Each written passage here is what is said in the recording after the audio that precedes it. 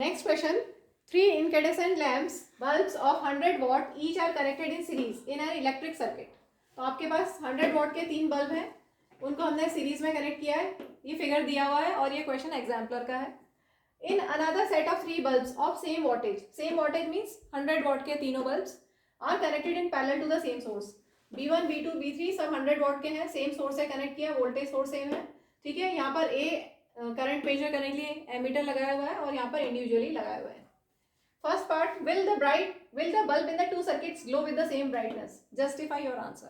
तो पहले हम इसको करते हैं. अब हमारे पास ब्राइटनेस की बात की गई है, तो ब्राइटनेस किसकी ज्यादा होगी? जिसकी ज्यादा पावर होगी. जिसकी ज्यादा पावर होगी इसकी ज्यादा ब्राइटनेस होती है. Power is directly proportional to brightness. ठीक है, पावर डिसिपेटेड बोलेंगे. पावर डिसिपेटेड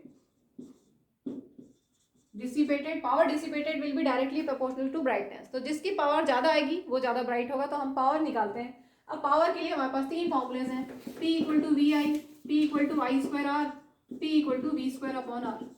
अब हम कौन सा फॉर्मूला कहाँ कौन से सर्किट में यूज करें? ध्यान से सुनना, बहुत बहुत ध्यान से. सीरीज कनेक्शन में क्या सेम होता है? करंट सेम होता है. सीरीज कनेक्शन में करंट सेम होता है. और यहाँ पर रेजिस्टर्स सबके सेम होंगे. क्यों? रेजिस्टेंस सबके सेम होंगे क्योंकि सेम वॉटेज की पावर है. P सबकी 100 वॉट है तो सबका रेजिस्टेंस सेम होगा. ठीक है, यहाँ पर सीरीज में क्या होगा? रेजिस्टेंस सपोज इसका R है, इसका R है, इसका R है, तो सीरीज में रेजिस्टेंस कितना हो गया? 3R. R plus R plus R series में सिंपली ऐड हो जाता है, तो सीरीज में ये रेजिस्टेंस मिल गया. और हमें पता है कि करंट सीरीज में सेम होता है. सेम करंट फ्लो होगा सर्किट में. जो करंट जाएगा इसमें वही इसमें वही इसमें.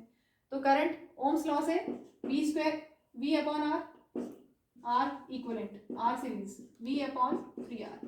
तो सीरीज में हमें करंट मिल गया V अपॉन 3R. ठीक है, इतना करंट फ्लो हो रहा है.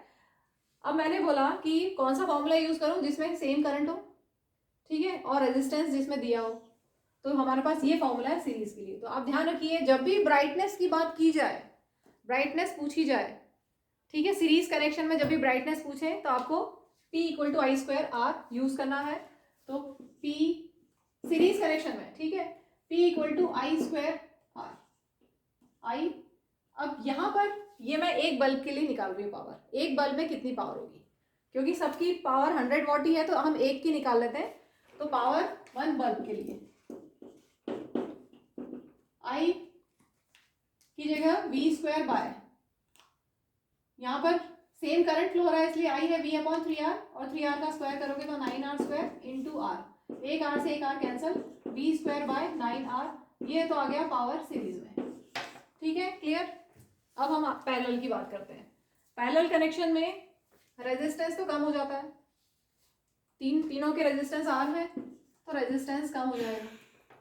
ठीक है, क्या सेम रहता है यहाँ पर? पैरेलल में क्या सेम होता है? वोल्टेज सेम होता है. ठीक है, तो V सेम होता है पैरेलल में. इसके यहाँ पे बैटरी से अगर V वोल्ट मिला है तो यहाँ पर भी V वोल्ट होगा, इसके अक्रॉस भी V वोल्ट होगा, इसके अक्रॉस भी V वोल्ट होगा. तो वोल्टेज सेम होता है. और R हमें R पता है तो हम ये फॉर्मूला लगाएंगे. मतलब पैरेलल में जब आपको लगाना है तो आप ये फॉर्मूला लगाएं. पैरेलल में PP लिख रही हूँ, power in parallel V square by R. अब हम एक बल्ब की बात कर रहे हैं. ठीक है, तो उसका रेजिस्टेंस R. अब कंपेयर कर दो कौन बड़ा है इन दोनों में से. ये बड़ा है या ये बड़ा है? V स्क्वायर बाय 9R बड़ा है या V स्क्वायर बाय R बड़ा है? दिखने में ये 9R बड़ा है.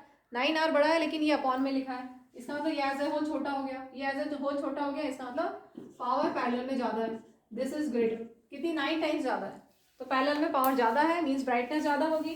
तो बल्ब दोनों सर्किट में सेम ब्राइटनेस से ग्लो करेंगे क्या? नहीं, सेम ब्राइटनेस से no they will not glow with the same brightness. जो पैरेलल में है जो वहां पर ज्यादा ब्राइटनेस होगी. जो 100 वॉट के बल्ब है पैरेलल में लगे हुए उनसे आपको ज्यादा ब्राइटनेस मिलेगी. ठीक है, नेक्स्ट पार्ट, ये तो तुम्हें आता है. Now let one bulb in both the circuits get fused. दोनों में एक सपोज ये बल्ब फ्यूज हो गया, यहाँ पर ये बल्ब फ्यूज हो गया, सपोज यहाँ पर ये बल्ब फ्यूज हो गया. तो will the rest of the bulbs continue to glow in each circuit? ये तो हम पढ़ चुके हैं. Advantages of series, advantages of parallel connection over series connection. यही था. एडवांटेज क्या होता है पैरेलल कनेक्शन में कि अगर एक फ्यूज हो जाए तो बाकी सब वर्क करते रहते हैं. क्यों ऐसा होता है? क्योंकि जब करंट यहाँ से फ्लो हुआ तो करंट डिवाइड हो गया I1 I2 I3 में, I करंट सपोज है तो डिवाइड हो गया I1 I2 I3 में। उसमें से अगर हमने बोल दिया ये फ्यूज हो गया तो बाकी दोनों तो जलते रहेंगे ना, क्योंकि करंट डिवाइड हुआ है। इसमें I1 करंट जाएगा, इसमें I2 करंट जाएगा, ये दोनों ग्लो करते रहेंगे, ये फ्यूज हो गया। ठीक है, तो इसमें ये दोनों ग्लो करते रहेंगे, ये बंद हो जाएगा। लेकिन सीरीज कनेक्शन में क्या होगा, सेम करंट फ्लो रहा है, तो एक फ्यूज हुआ तो सर्किट इनकम्प्लीट हो गया। सर्किट इनकम्प्लीट हो गया तो अब करंट फ्लो होना ही बंद हो जाएगा उसमें। क्लियर?